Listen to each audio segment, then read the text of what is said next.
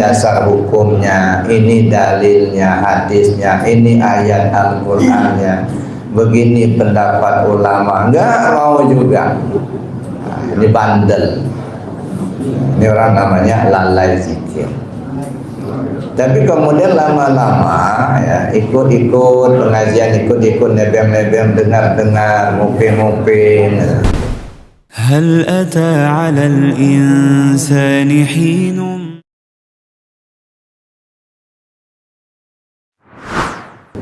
Karena belajar tarekat itu artinya belajar zikir. Belajar zikir itu artinya belajar memanage hati, membersihkan hati, supaya hati kita selalu ingat kepada Allah.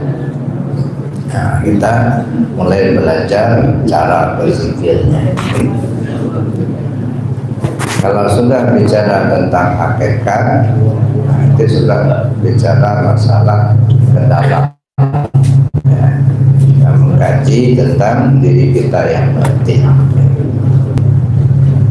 Itu juga bicara tentang ma'rifat, dalam rangka kita pengenalan. Maka kalau kita bicara tentang syariat tadi, itu cara kita untuk menyembah Allah. Makanya ini masalah zahir. Bagaimana cara kita untuk menyembah Allah? Berdiri, ruku, i'tidal, sujud, baca ini, baca itu, rukun, syarat, mana sah, mana batalnya. Maka ini masih bicara di luar. Maka ya, kalau hanya kita bicara tentang syariat, tidak mungkin kita akan menemukan kekhusyukan yang sempurna.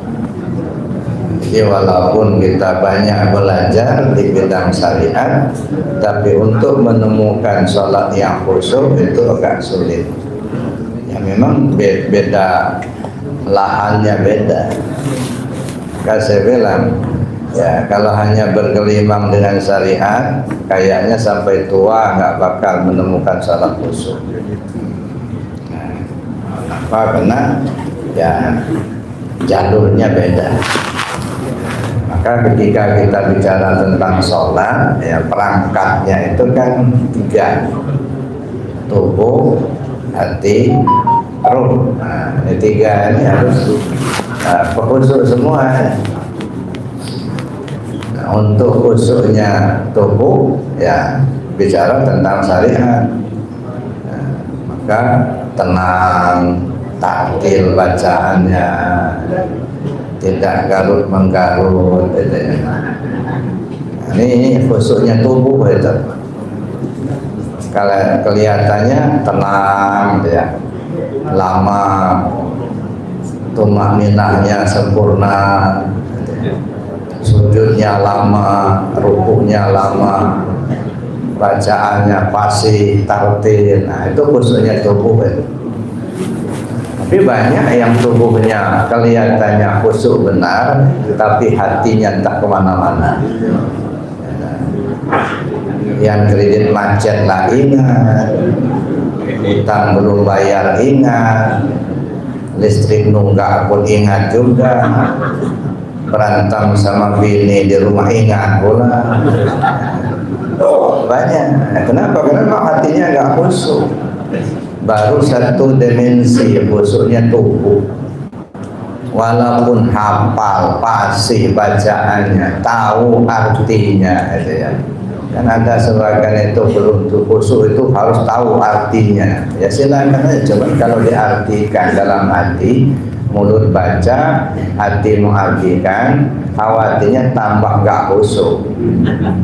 Iya, begitu baca Rabbi'ufirli, ingat dosa-dosa lama, apalagi masih muda dulu itu. Masya Allah. Begitu masuk warhamni, beri rahmatlah aku, ingat pula kita kepingin beli mobil belum ada duitnya. Sehingga banyak hal yang muncul yang tidak seharusnya.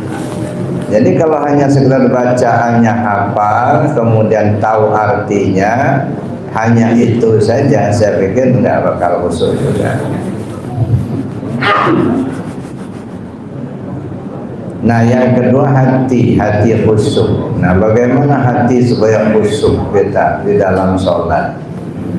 Ya, merasakan kehadiran Allah dalam kita melaksanakan ibadah sholat tadi. Hati, jadi urusan hati. Ya. Jadi seolah bermanja-manjalah kita dengan Allah. Itu yang diantaranya ya. Jadi khusyuknya hati, merasakan hadirnya Allah ya dalam kehidupan kita. Bapak Ibu yang saya hormati, nah untuk membenahi hati itu pakai ilmu tarekat. Jadi belajar tarekat itu artinya belajar zikir, belajar membersihkan hati. Nah, zikir itu tujuannya untuk membersihkan hati, supaya hati ini bersih dari selain Allah. Nah, makanya ketika kita bicara zikir ada 5 tahapan. Yang pertama, orang yang lalai zikir. Orang lalai zikir itu artinya nggak mau zikir, sholat nggak mau, ngaji nggak mau, gitu ya. Pokoknya lalai lah.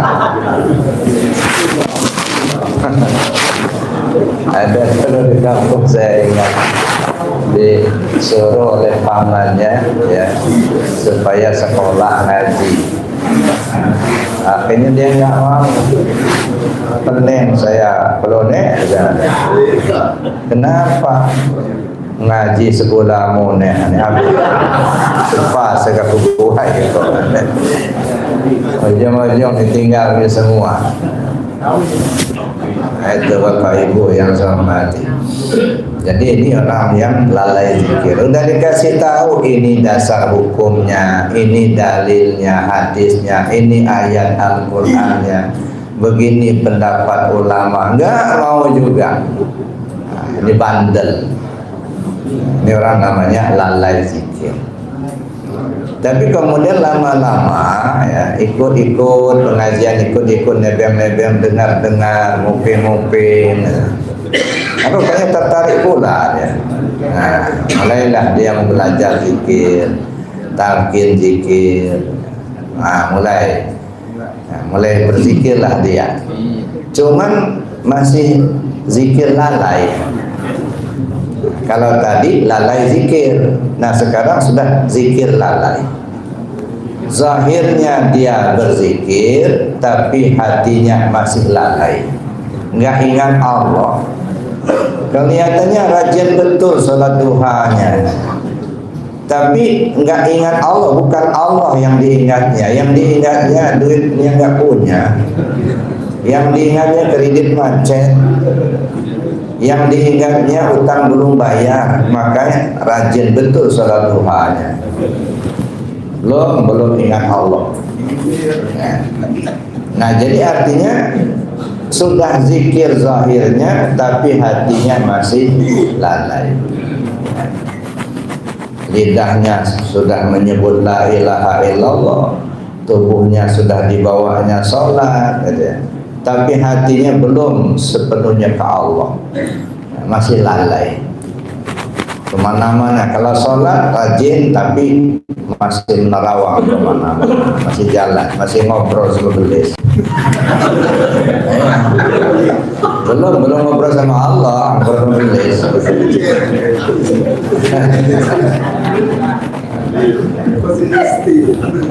Itu yang kedua, zikir lalai. Naik yang tingkat berikutnya, nah, mulailah dia tekuni, dia ikutlah pengajian. Kabarnya ada pengajian Qur'an 5 ikut pula. Kabarnya ada kajian subuh ikut pula. Mulai sedikit demi sedikit mulai berubah. Zikir ingat hati kepada Allah. Nah, sudah mulai ya. dia tidak lagi terpengaruh dengan yang lain ya. Dia zikir kena ingat ke Allah, dia sholat ingat ke Allah, mau dikasih pahala mau enggak ada urusan, enggak tersangkut lagi hati itu ke yang lain, nyangkutnya ke Allah aja, ingatnya ke Allah. Nah ini orang sudah mulai ingat hati kepada Allah. Nah kalau sudah mulai ingat hati kepada Allah, nah insya Allah dia sudah mulai lebih tekun lagi ibadahnya, karena dia tidak lagi terpengaruh dengan yang lain ya.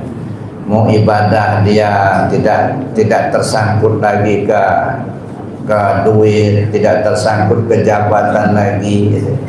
Jangan ke Allah, sholat ingat ke Allah. Cuman bagaimana caranya? Nah ini perlu tuh kajian-kajian lebih jauh lagi.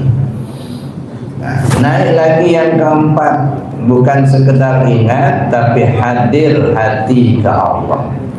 Nah sudah mulai merasakan. Jadi kalau dia sholat seolah ngobrol sama Allah. Nah, tulis lagi. Makanya di khusus sholat tadi, gitu ya. Khususnya tubuh tenang, tubuh melaksanakan, khususnya hati merasakan kehadiran Allah dalam kita melaksanakan sholat. Nanti khususnya roh, kalau khususnya roh itu ya anta mudallah ka'annaka tarahu fa'illam takun tarahu fa'innahu yarahu. Mulailah dia seolah-olah melihat Allah. Nah, jadi seolah-olah dia melihat Allah, tidak sekedar merasa hadirnya Allah, tetapi seolah melihat Allah. Jadi kalau khususnya hati bermanja-manja dengan Allah, tapi kalau sudah khususnya seolah-olah melihat Allah. Jadi yang keempat itu merasakan hadir hati kepada Allah. Nah naik lagi yang kelima, sudah nggak zikir lagi. Kalau sudah naik kelima, bukan saja ingat kepada Allah, tidak lagi merasakan hadirnya hati kepada Allah, tapi dia sendiri sudah tidak lagi zikir. Kenapa dia tidak lagi zikir? Bukan tidak melaksanakan zikir, tapi tidak lagi merasa dia yang zikir. Az-zakir wal mazkur, yang mengingat itu ya dia yang diingat itu. Nah jadi dia tidak lagi merasa kita yang zikir. Kalau sekarang kan kita masih kita paksakan kita yang berzikir, merasa kitalah yang sholat, kitalah yang punya ilmu, kita yang punya kemauan. Nah, masih terhambat di akuan tadi. Tapi begitu naik ke puncak, nah, sudah. Nah, sampai dia tidak lagi sholat, tidak lagi zikir. Nah, kenapa tidak lagi sholat? Bukan tidak mengerjakan sholat, tetapi tidak merasakan bahwa dirinya yang sholat. Bukan tidak lagi melaksanakan zikir, tapi tidak lagi merasakan bahwa dirinya yang zikir. Nah kenapa demikian? Karena dia tidak punya kemampuan untuk melaksanakan itu ya. Kita berdiri kodratnya Allah, kita tahu ilmunya Allah, kita punya kemauan iradatnya Allah, kita bisa melihat maksudnya Allah. Punya kita mana? Tidak ada ya, tidak ada sama sekali. Maka dia merasakan ketiadaan dirinya, dia ada hanya Allah. Nah ini puncaknya. Jadi Bapak Ibu yang hormati, nah untuk kita bisa ya sampai ke tingkat itu tentu kita kaji ya dari bidangnya masing-masing, mengkaji tentang syariat, mengkaji tentang tarekat, mengkaji tentang hakikat, mengkaji tentang ma'rifat, supaya kita bisa sempurna kembalinya kepada Allah. Pada kesempatan yang dulu ya pernah kita bicarakan kenapa 4 bidang ilmu itu, karena diri kita itu 4 dimensi. Ada tubuh, ada hati, ada nyawa, ada rahasia diri. Nah, diri yang 4 dimensi ini dibina dengan ilmu yang 4 macam tadi. Tubuh dibina dengan syariat, hati dibina dengan tarekat, nyawa dibina dengan hakikat, rahasia diri dibina dengan ma'rifat. Bapak Ibu yang saya hormati, namun kesemuanya itu tentunya kita harus mendalami, memahami ya, ilmu tauhidnya dulu. Tauhid. Dan agama ini diturunkan oleh Allah Subhanahu wa Ta'ala, isi pokoknya sebenarnya 2. Nah, pertama disebut dengan usuliyah, yang kedua disebut dengan furu'iyah. Kalau usuliyah itu menyangkut ke dalam. Nah, kalau furu'iyah menyangkut yang di luar. Jadi kalau usuliyah itu akidah, kalau furu'iyah itu syariat. Jadi akidah dan syariat. Nah, makanya akidahnya itu mesti kita benahi utama. Kalau akidahnya benar, insya Allah syariatnya akan jalan. Tapi kalau akidahnya rusak, syariatnya bisa nggak jalan. Makanya akidah ini sangat diperlukan. Nah, di zaman akhir ini yang sekarang ini lagi rusak menurut saya. Akidah ini yang rusak. Kalau syariah, alhamdulillah berkembang, ya, dari masa ke masa semakin berkembang. Walaupun perkembangannya itu kadang-kadang menimbulkan kontroversi. Ya, ada yang setuju, ada yang tidak. Kalau dulu, kalau menunaikan ibadah haji, itu tempat memakai ihramnya itu sudah ditetapkan, Pak. Namanya miqat makani, tempat pemakaian ihram, tempat kita berniat untuk melaksanakan ibadah haji atau umroh. Jadi ada tempatnya, di mana kita mulai pakai ihram, di mana kita mulai berniat, itu ada yang disebutkan miqat makani. Miqat itu ada 2, ada miqat makani, ada miqat zamani. Ya. Nah, kalau kita dari Madinah misalnya, kita mulainya dari Ali. Nah, kita mulai di sana. Kalau kita dari Mekah, kadang-kadang kita pergi dulu ke Tanim, ya, untuk memakai ihramnya di situ, untuk niatnya umrohnya di sana. Alhamdulillah sekarang sudah mulai berkembang. Maka ihramnya boleh ke Raja Basah. Raja Basah sudah jadi miqat mulai. Ini berkembang. Ya, kata kawan ya, pakai ihram yang kain nggak apa-apa, ya, tenang, ya, nanti ya.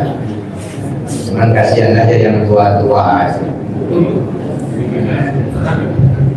Nah, itu perkembangan. Nah, silakan saja, namanya fikih. Fikih itu kan pemahaman. Ya, makanya bicara masalah fikih itu ada yang setuju, ada yang tidak. Kenapa? Ya, namanya pemahaman. Ya. Kita bantah begini pasti ada alasan, ada jawaban. Kalau dulu saya ingat betul, ya sekitar ya tahun 90-an, tahun 2000 lah sampai di Mekah itu sholat tarawihnya 20 tambah 3.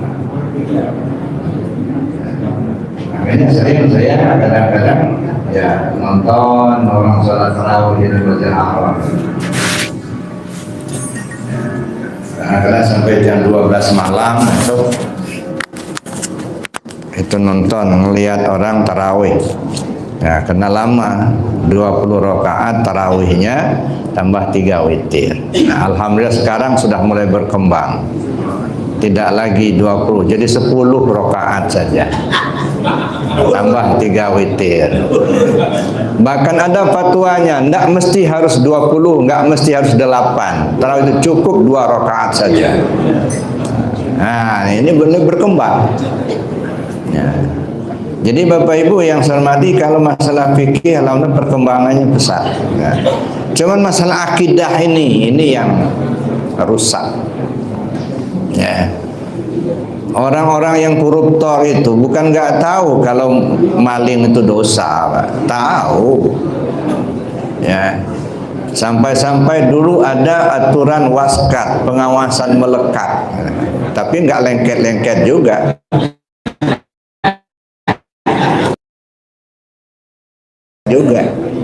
Jadi pengawasan yang melekat, yang sesungguhnya akidah itulah. Kalau sudah merasakan bersama Allah terus menerus, nggak ada kesempatan kita untuk melakukan perbuatan yang dilarang. Nah, akidah. Maka saya katakan orang beriman tidak pernah ada yang mencuri, enggak. Ya. Jadi orang beriman nggak ada yang mencuri, Pak. Karena mencuri itu dilarang oleh Allah. Jadi kalau dia kerjakan berarti nggak ada imannya sama Allah. Ya. Orang beriman nggak ada yang judi, nggak. Karena judi itu dilarang sama Allah. Kalau dia beriman pasti nggak mau judi. Nah, ketika dia judi imannya nggak ada, lepas. Orang yang beriman nggak ada yang zina, nggak. Ya, karena zina itu dilarang oleh Allah. Ketika dia lakukan zina, berarti imannya nggak ada, lepas. Nah, kalau dia mati lagi berzina, kafir. Mati lagi maling, kafir. Karena imannya nggak ada. Ya, orang beriman itu mesti dia ikut aturan Allah. Ya, itu namanya orang beriman. Nah, jadi Bapak Ibu yang saya hormati, ya ini masalah akidah nih. Ya. Dulu sudah pernah dan sudah sering kita bicarakan untuk menempa keyakinan kita. Itu bicara masalah akidah ini banyak jalan. Ada yang melalui namanya tauhid rububiyah, tauhid uluhiyah, gitu ya. Kalau tauhid rububiyah itu berkeyakinan betul kita yang ngatur alam ini nggak ada yang lain kecuali Allah itulah. Ya. Allah lah yang menjadikan, Allah yang menghidupkan, Allah yang menentukan. Ya, segala apa yang ada ini tidak lepas dari ketentuan-ketentuan Allah. Jadi semuanya berjalan menurut sunnatullah. Nah, lalu kemudian ada tauhid uluhiyah. Artinya berkeyakinan bahwa yang wajib kita sembah itu hanya Allah. Nah, sehingga timbul dalam kalimat la ilaha illallah. Tapi kalau kita hanya membicarakan metode tauhid uluhiyah dan rububiyah ini, kayaknya agak susah juga kita untuk masuk ke dalam inti. Nah, bagaimana supaya kita bisa memahami, masuk ke dalam inti tauhid, inti hakikatnya itu, ya maka digunakan oleh sebagian ulama kajian melalui sifat 20. Nah, makanya mengkaji sifat 20 itu akan lebih mudah kita untuk memahami tauhidnya. Nah, cuman ketika kita bicara sifat 20 itu harus kita bawa ke diri. Kalau kita mengkaji sifat 20 lalu kemudian kita bicara, kita pahami di luar diri kita, itu terkadang agak sulit kita paham. Ya, contohnya Allah itu bersifat wujud. Ya. Ada, mana buktinya Allah itu ada? Adanya langit, adanya bulan, bintang, matahari, adanya bumi ini. Ya, kita lihat memang ada. Nah, sehingga pikiran kita mengarah kepada di luar diri. Ya, pikiran kita ke langit, pikiran kita ke bumi, pikiran kita kepada makhluk-makhluk yang lain, ada binatang, ada tumbuhan dan lain sebagainya. Ya, jadi kita membicarakan ciptaan Allah yang sangat luas. Ya, sebenarnya nggak salah juga, cuman untuk memahaminya agak lebih sulit. Kenapa? Karena terlalu luas, Pak. Berenang di lautan lepas. Kalau berenang di kolam kan gampang. Nah, tapi kalau berenang di lautan luas, nah itu susah. Makanya bicara masalah sifat 20 mesti dibawa ke diri kita. Ya, jangan dibawa keluar dari diri. Kalau dibawa keluar dari diri agak sulit kita untuk memahaminya. Tapi dibawa ke diri kita, insya Allah lebih mudah. Misalnya bicara wujud ada, tidak usah kita bicara langit ada, bumi ada, kelebaran. Nah, bawa ke diri kita, kita ini ada apa enggak? Ada. Nah, mana buktinya kita ada? Nah ini, ya, ada tubuhnya, ya. Nah ini buktinya kita itu ada. Jadi untuk mengetahui adanya Allah, nggak usah bertanya sama orang lain, tanya ke diri sendiri, dirimu ada apa enggak? Ada. Nah itulah buktinya Allah itu ada. Ada. Jadi tidak pula kita perlu harus menghitung ciptaan secara keseluruhan. Ya, cukup dibawa ke diri saja. Allah itu bersifat wujud, bersifat ada. Nah, begitu juga Bapak Ibu yang saya hormati, Allah itu bersifat qidam. Nah, sehingga sifat 20 ini tuh gampang kita memahaminya. Kita lihat 4 bidang. Ada nafsiyah, ada salbiyah, ada ma'ani, ada ma'nawiyah. Ya. Ada sifat nafsiyah. Sifat nafsiyah itu sifat wujud. Jadi kalau kita bicara sifat nafsiyah, hanya ada satu sifat wujud. Sebenarnya ini bukan sifat sebetulnya. Itu menunjukkan dirinya Allah. Nah, sifat wujud itu menunjukkan adanya Allah. Ada zatnya, ada sifatnya. Nah, jadi itu Bapak Ibu. Ya, kemudian kita bicara sifat salbiyah. Kalau sifat salbiyah itu sifat yang menafikan segala yang tak pantas bagi Allah, baik pada zat maupun pada sifat. Nah, makanya sifat salbiyah ini boleh dikatakan sifat khabariyah. Jadi bukan sifat tapi khabar. Nah, misalnya isi sifat salbiyah itu kan 5, ya. Qidam, baqa, mukhalafatul hawadis, qiyam ta'ala binafsi dan wahdaniyah. Nah, ini yang isi sifat salbiyah. Kalau isi sifat nafsiyah cuma satu, wujud saja. Ya. Tapi isi daripada sifat salbiyah itu 5. Qidam, baqa, mukhalafatul hawadis, qiyam ta'ala binafsi dan wahdaniyah. Nah, qidam itu artinya terdahulu. Mustahil Allah Ta'ala itu kemudian, baik pada zat maupun pada sifat. Ya. Tetapi qidam itu sendiri kan tidak berbentuk, Pak. Kayak apa sih bentuknya qidam itu? Nah, dia hanya mengkhabarkan. Misalnya meja ini baru. Mana bentuk baru itu? Nggak ada. Dia hanya mengkhabarkan bahwa meja ini tidak usang. Ya, nah. Jadi meja ini bersifat baru. Nah, artinya meja itu tidak usang. Jadi kalau Allah bersifat qidam, terdahulu, artinya mustahil Allah itu terkemudian, baik zat maupun sifat. Mana yang sifat? Yang sifat melekat pada zat itu adalah sifat 7, sifat ma'ani. Jadi sifat ma'ani itu sifat yang melekat pada zat. Kalau sifat salbiyah dia tidak melekat pada zat. Dia hanya mengkhabarkan. Mana yang sifat 7? Qadrat, iradat, ilmu, hayat, sama, basar, kalam. Ini sifat 7 atau kita sebut sifat ma'ani. Nah, kalau kita bicara salbiyah tadi qidam, ya, zat Allah itu bersifat qidam, terdahulu. Sebelum ada yang lain, maka Allah sudah ada terlebih dahulu.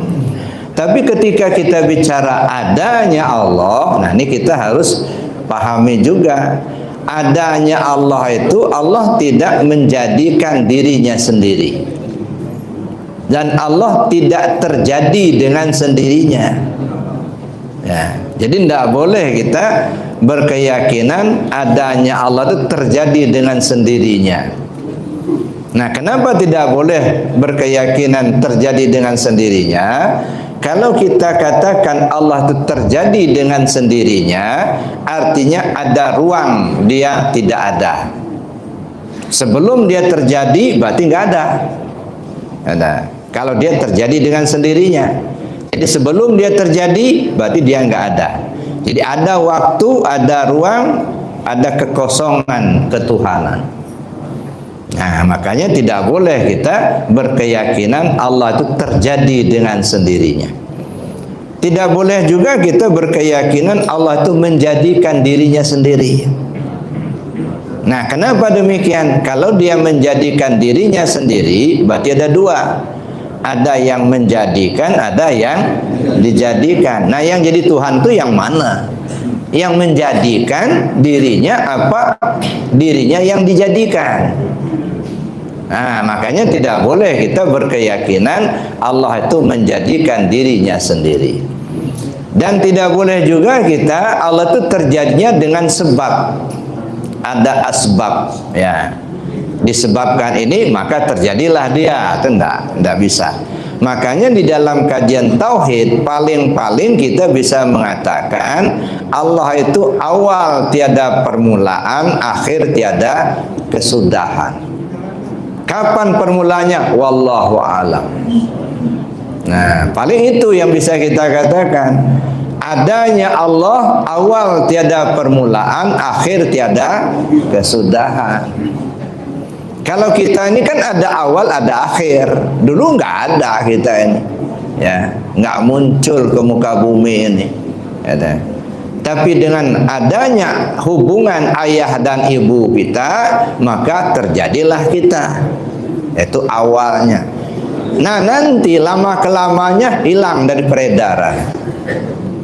Nah, sudah nggak ada lagi. Nah, jadi artinya ada awal, ada akhir. Nah, ini kita makhluk ini, ada awal, ada akhir. Tapi ada ciptaan Allah itu ada awal tanpa akhir. Ini yang disebut dengan muhdas qadim. Dia makhluk ciptaan Allah, tapi Allah tidak berkehendak untuk menghilangkannya. Nah, di antaranya ruh kita manusia ini. Dia ada awalnya tapi tiada akhir. Makanya namanya ruh itu tidak pernah mengalami kematian. Ya, maka yang namanya mati itu adalah jasad. Kalau ruh nggak pernah mati. Ya, wala taqulu liman yuqtalu fi sabilillahi amwat bal ahya walakin la tash'urun. Jangan kamu kira orang yang terbunuh di jalan Allah itu mati. Mereka hidup, cuma kamu nggak tahu. Yang terbunuh di jalan Allah. Mana yang disebut terbunuh di jalan Allah? Yang mati ya dengan melalui ketetapan Allah. Nah, apa yang maksud itu mati dengan ketetapan Allah? Ada yang meninggal kena sakit, ada yang meninggal kena tabrakan, ada meninggal kena dibunuh, ada meninggal kena tenggelam, ada meninggal kena kebakar. Itu namanya ketetapan. Apapun asbab kematiannya, sebenarnya mereka tidak mati. Wala taqulu lima yuqtalu fi sabilillahi amwat bal ahya walakin la tash'urun. Makanya ruh kita nggak pernah ngalami kematian. Jadi kalau disebut mati jasad. Kenapa disebut mati? Karena nggak hidup. Ya, kalau dia masih hidup nggak mati. Ya kan itu kan. Ya. Dia sudah mati katanya, tapi masih hidup, yang bohong itu. Ya, jadi jasad kita ini hidup karena ada ruh. Jadi sebenarnya jasad kita hakikatnya mati, Pak. An-nasu niyamun. Manusia ini pada saat ini hakikatnya tidur. Ya tak? Idza mata fastayqadha. Ketika dia mati baru terjaga. Baru bangun, gitu ya. Jadi kita ini sebenarnya hakikatnya mati sekarang ini, gitu. Nggak bisa kemana-mana. Gitu. Nah, jadi tubuh kita ini hidup karena ada ruh. Maka dihargai orang, Pak, dihormati orang tubuh kita ini kalau masih ada ruhnya. Kalau sudah nggak ada lagi, lebih cepat dikubur lebih bagus. Masya Allah. Jadi yang tubuh ini kena ada ruhnya. Nah, makanya dulu pernah saya ambil satu contoh, gitu ya. Umpamanya, Pak, siapa yang jadi contoh? Pak, siapa namanya, Pak? Sobri. Pak Sobri. Umpama Pak Sobri ini masih bujang. Umpama, gitu ya. Dia mau menikah. Calonnya 2. Suruh milih. Yang satu tinggi semampai, rambut sebahu, kulit putih bagai kapas, alis bagai semut beririn, betis bak pauh di layang.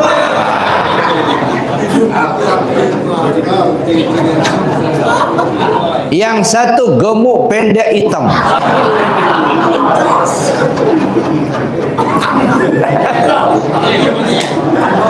Milih yang mana? Yang satu. Milih yang satu. Cuman gak ada ruhnya.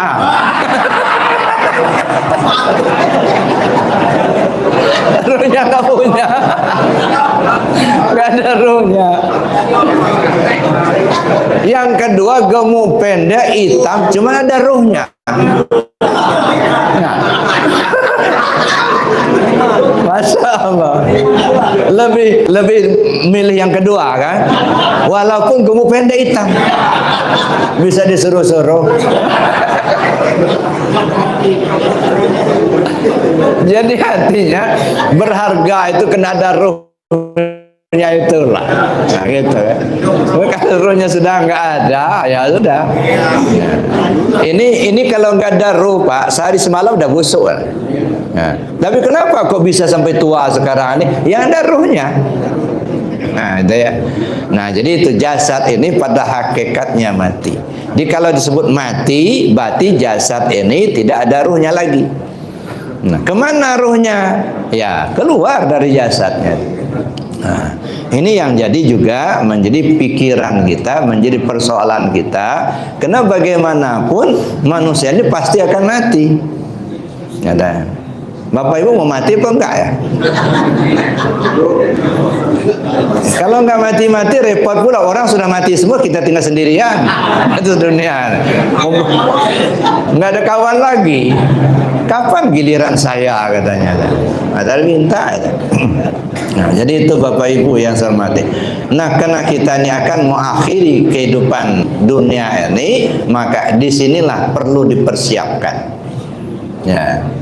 Apa yang perlu kita persiapkan? Paling tidak 4 hal. Cari alamat kemana kita pergi sesudah mati. Yang kedua, kita perlu kaji, pelajari rute jalan yang akan dilalui. Dan yang ketiga, siapkan kendaraan yang akan ditompangi. Dan yang keempat, siapkan bekal yang akan dibawa mati. Nah, kalau punya persiapan 4 ini, berani mati wajar. Tapi kalau belum persiapan 4 ini, berani mati nekat. Kalau mati aja nekat, bagaimana yang lain? Ya, ini yang penting dulu Bapak Ibu ya. Ya. Kemana kita pergi sesudah mati? Bapak Ibu kalau mati nanti rencananya mau kemana ini? Ke surga apa ya? Udah pernah ke sana? Jangan-jangan sekarang kita lagi masuk surga nih. Kadang-kadang ke surga, kadang-kadang ke neraka. Ya. Surga itu adalah suatu kenikmatan. Ya, bukan tujuan. Allah tidak pernah menyuruh kita untuk kembali ke surga, enggak. Ya, yang disuruh itu kembali ke Allah. Inna lillahi wa inna ilaihi. Dari Allah datangnya, pulangnya kepada Allah. Ya, ke sana arahnya, jangan ke surga. Ya, surga itu suatu kenikmatan. Maka disebutlah surga itu bertingkat, berseterata. Ya, jadi kenikmatan itu kan relatif, Pak. Ya.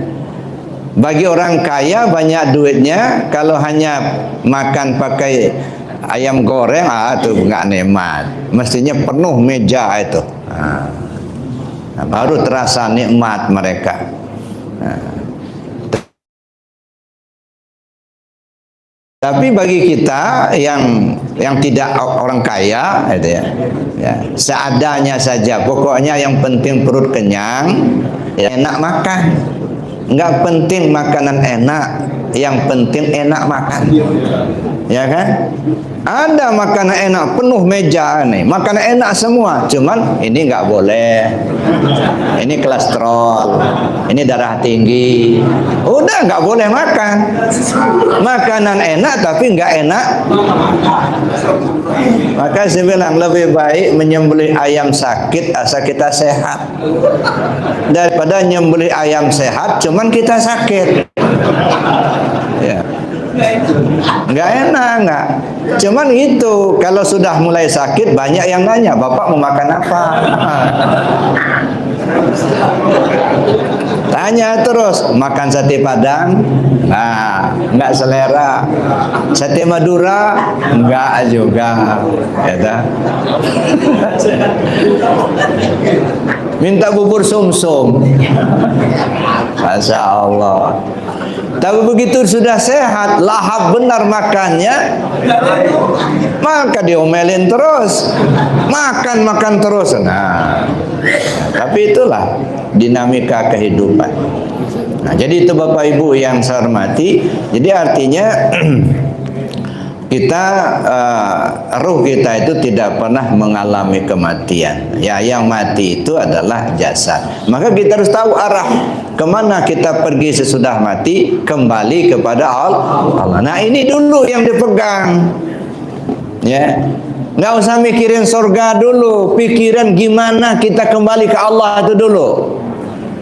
Ya, nggak usah mikir kita mau masuk surga apa enggak. Kenapa? Karena sebanyak-banyak kita lakukan ibadah belum tentu masuk surga. Ya dah. Kalaupun kita masuk surga bukan karena jerih payah kita beribadah. Ya. Kita masuk surga karena Rahman dan Rahimnya Allah. Ya. Bayangkan saja Bapak Ibu, ya, Nabi Adam sudah bertahun-tahun dalam surga, cuman sekali bikin dosa langsung diusir sama Allah. Udah di dalam, sekali bikin dosa langsung diusir. Kita masih di luar, kepingin masuk. Berapa kali bikin dosanya? Tiap menit bikin dosa. Kepingin masuk, kira-kira bisa masuk apa enggak ya? Masya Allah, tipis harapan. Jadi kalau mengandalkan ibadah kita, kayaknya tipis harapan menuju surga itu. Ya. Tapi karena rahmannya Allah, rahimnya Allah, insya Allah masuk juga. Ya Allah, saya enggak pantas masuk surga. Ya, dosa saya banyak. Allah, kata Allah, surga punya aku, masuk aja. Enggak ada hitung-hitungan lagi, Pak. Dosa banyak, amal sedikit. Kalau Allah sudah ridho, enggak ada hitungan. Nah, maka yang dikejar tuh ridhonya Allah. Jangan ngejar surganya, kejarlah ridhonya Allah. ilahi anta maksudi waridhoka matlubi. Ya, jadi Bapak Ibu yang saya hormati, itu jadi kemana kita pergi sudah mati? Kembali kepada Allah. Nah sekarang baliknya itu jangan nunggu mati. Mati itu ajal, batas waktu untuk kembali kepada Allah. Kalau sampai mati kita tidak kembali ke Allah, sampai akhirat enggak bakal balik.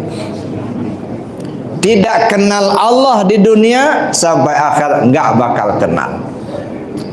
Jikalau mau ketemu Allah nanti di akhirat, temuilah sekarang. Kalau enggak ketemu Allah sekarang, di akhirat jangan harap mau ketemu Allah. Ya, sebab Allah itu bersifat baqa, Pak, kekal. Dia enggak berubah-ubah, enggak. Bagaimana Allah itu sekarang, nah begitu juga nantinya. Enggak berubah-ubah. Kalau dia berubah, enggak baqa namanya. Allah itu bersifat baqa, kekal, karena dia kekal, tidak berubah-ubah. Kalau sudah ketemu Allah sekarang, di sana ketemu. Enggak ketemu sekarang, di sana enggak bakal ketemu. Kenal Allah sekarang, di sana nanti kenal. Enggak kenal sekarang, di sana enggak bakal kenal. Contohnya saja begini, kalau Bapak Ibu enggak bisa baca dari Bandar Lampung pergi ke Mekah, ya tetap saja enggak bisa baca. Walaupun di depan Ka'bah sekalian, nggak bisa baca juga, karena memang dasarnya nggak bisa baca. Nah begitulah gambarannya. Jadi kemana kita pergi sudah mati? Kembali kepada Allah. Nah bagaimana supaya kembali kepada Allah itu? Maka kita perlu kaji dari sekarang, mengkaji tauhid. Nah, untuk tauhid itu untuk mengenal kita siapa yang kita sembah. Ya, Bapak Ibu yang saya hormati, masuk kita sedikit di kajian tauhid ini, ya. Allah itu ya bersifat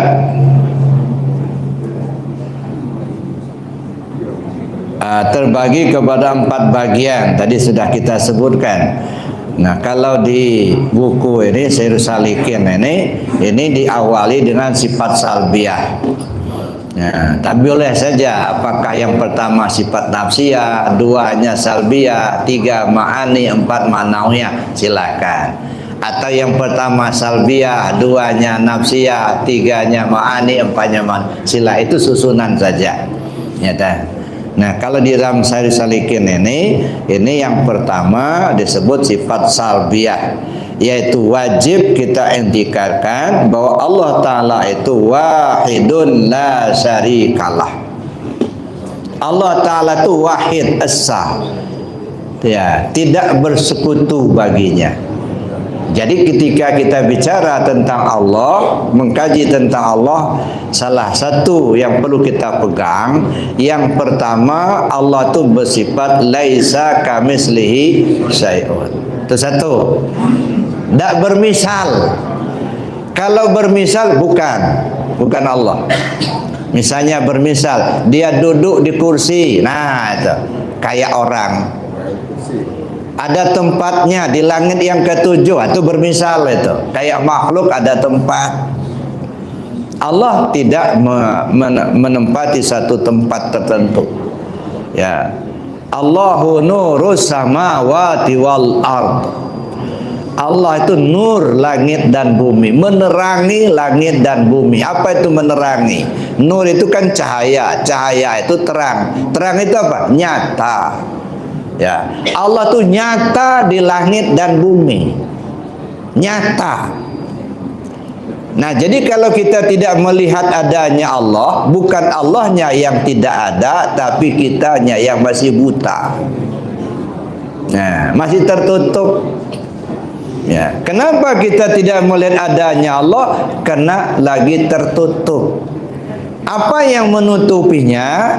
Kita sendiri yang menutupinya, Pak. Dengan apa kita menutupinya? Dengan akuan-akuan. Aku yang hidup, aku yang tahu, aku yang berilmu, aku yang kuasa. Nah, akuan-akuan inilah yang membuat kita tertutup dari memandang adanya Allah. Tapi kalau terbuka, fa ainama tuwallu fasamma wajhullah. Kemanapun kau menghadapkan wajahmu, kau lihat tentu ada Allah di situ. Nah, jadi Allah itu ada, jelas nyata bagi yang paham, ghaib bagi yang tidak mengerti.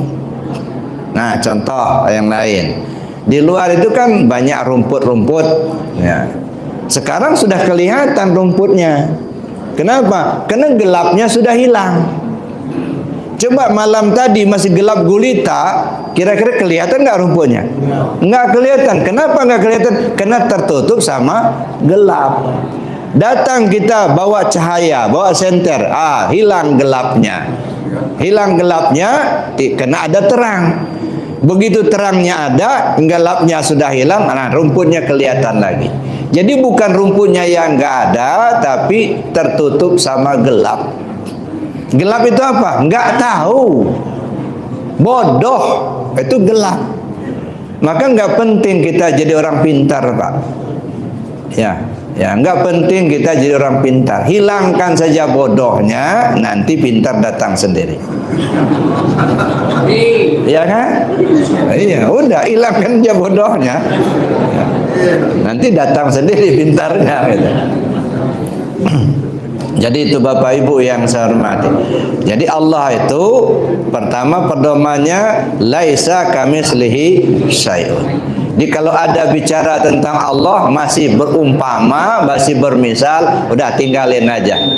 Ya dah. Kalau kita ikuti tersesat kita nanti.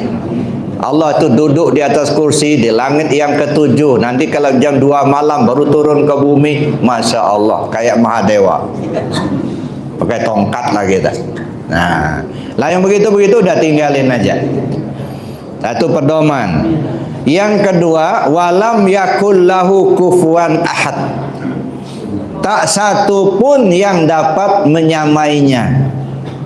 Kayak bukan itu. Ya dah. Allah tuh nggak ada kayak enggak. Ya dah. Jadi Allah itu walam yakul lahu kufuwan ahad. Tidak satu pun yang menyamainya. Baik dalam kekuasaannya, pada zatnya, pada sifatnya. Nah, nggak ada yang sama. Maka ada sifat yang disebut mukhalafatu ta'ala lil hawadis itu ya. Nah, yang ketiga pedomannya kalimat tauhid la ilaha illallah. Nah, jangan keluar dari situ, Pak. Kalau sudah bicara tentang ketuhanan harus berpedoman laisa kamitsli syai'un walam yakul lahu kufuwan ahad. Nah, jadi Allah itu tidak ada bersekutu baginya ya. Kita tingkatkan wahidun la syarikalah. Ya. Fardun la mislalah. Ya, fardun la mislalah. Ya, artinya yang tunggal tiada yang mengumpamainya. Dia sendirian, dia tunggal, ya, kalau bahasa Lampungnya tunggal tanggalan. Kadang-kadang tunggal tapi ada unsur-unsur yang bersusun. Ya. Nah, dia satu tapi ada beberapa unsur yang menjadi satu. Tapi Allah tidak. Dia tidak tersusun daripada afrad-afrad dan dia tidak tersusun daripada jirim dan jisim. Dia tidak berjirim dan tidak berjisim. Ya, laisa kamitslihi syai'un. Jadi Allah itu bersifat ya pertama tadi fardun ya, wahidun la syarikalah. Kemudian fardun la mislalah ya. Samadun la diddalah. Ya, artinya yang kehendak ya oleh sekalian hambanya tiada baginya lawan. Ya, tidak ada yang dapat menandinginya. Munfaridun la naziralah. Artinya yang bersendirian tiada yang membandingi baginya. Nah, jadi itu diantaranya sama sebenarnya pengertian intinya apa? Wahidun la syarikalah. Sendirian asa, tidak ada bersekutu baginya. Nah, kalau kita masih mempersekutukan Allah, nah itu masih dosa besar. Nah, makanya ketika kita bicara syirik, itu ada syirik jali, ada syirik khafi. Kalau syirik jali terang-terangan mempersekutukan Allah, kalau syirik khafi itu tersembunyi dalam hati. Nah, yang tersembunyi ini yang banyak kita terjerumus, Pak. Karena syirik khafi itu kata Nabi tidak ubahnya seperti semut hitam berjalan di atas batu hitam di malam gelap gulita. Semut hitam kecil pula, jalan di atas batu hitam gelap pula, enggak kelihatan sama sekali, tapi dia ada. Nah, makanya ya syirik itu dosa yang tidak berampun. Ya. Maling, ya maling itu kan dosa. Maling yang paling besar dosanya ketika sholat. Jadi orang maling ketika sholat itu dosanya paling gede, Pak. Apa iya bisa orang maling ketika sholat? Bisa. Mana buktinya? Kita sholat merasa kita yang kuasa. Itu maling itu. Kuasa punya Allah, kita ambil punya Allah itu. Mengaku kita yang kuasa. Maka sangat besar dosanya. Kenapa? Karena syirik. Ya dah. Kita sholat merasa kita yang berilmu. Kita maling, ilmu punya Allah, kita maling. Nah, itu maling dalam sholat itu. Maka dosa yang paling besar dosa maling ketika sholat. Artinya syirik, Pak. Ya. Merasa Allah ada, kita ada. Dua yang ada. Allah kuasa, kita kuasa. Allah melihat, kita melihat. Allah mendengar, kita mendengar. Dua. Nah, yang namanya syirik itu mendua itulah. Ketika masih mendua, belum duduk di tauhid, masih syirik itulah. Rajin sholat zahirnya, syariatnya, tapi hatinya rusak, akidahnya rusak, makanya sholat ditolak, ya, tidak diterima oleh Allah. Kenapa? Karena di dalamnya rusak. Makanya dua-duanya syariat dan hakikat, dua hal yang tidak boleh ditinggal salah satu. Syariat dijalankan, hakikat dipakai. Mudah-mudahan kita diberi petunjuk oleh Allah Subhanahu wa taala. Amin Allahumma amin. Bapak Ibu yang saya hormati, karena kita dibatasi waktu, ini waktu sudah agak siang. Saya kira cukup demikian dulu materi yang dapat saya sampaikan. Ya, mungkin kalau masih ada waktu kita diskusikan, namun sementara saya akhiri dulu. Assalamualaikum warahmatullahi wabarakatuh. Langsung doa. Alhamdulillah. هل أتى على الإنسان حين